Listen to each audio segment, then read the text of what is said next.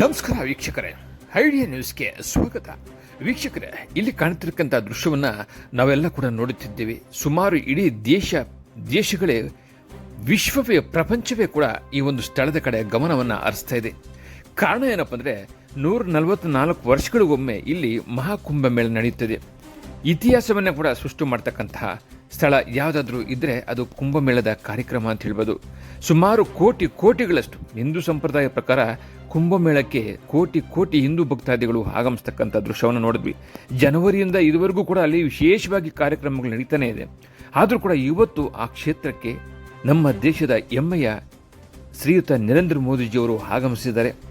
ಆ ಕುಂಭಮೇಳದಲ್ಲಿ ಯಾವ ರೀತಿ ವ್ಯವಸ್ಥೆ ಮಾಡಿದ್ದಾರೆ ಮತ್ತು ಜನರು ಯಾವ ರೀತಿ ಅಲ್ಲಿ ದೈವ ಭಕ್ತಿಗಳನ್ನು ತೋರಿಸ್ತಾ ಇದ್ದಾರೆ, ಏನೇನು ಕಾರ್ಯಕ್ರಮಗಳಿದೆ, ಯಾವ ರೀತಿ ಇದೆ ಅನ್ನೋದನ್ನು ಕೂಡ ಇವತ್ತು ಕುಂಭಮೇಳದಲ್ಲಿ ನರೇಂದ್ರ ಮೋದಿಜಿಯವರು ಬಂದು ವೀಕ್ಷಣೆ ಮಾಡಿ ತದನಂತರ ನದಿಯಲ್ಲಿ ಸ್ನಾನ ಮಾಡತಕ್ಕಂಥ ದೃಶ್ಯವನ್ನು ಸಂಪೂರ್ಣವಾಗಿ ನಾವು ನೋಡೋಣ ಬನ್ನಿ.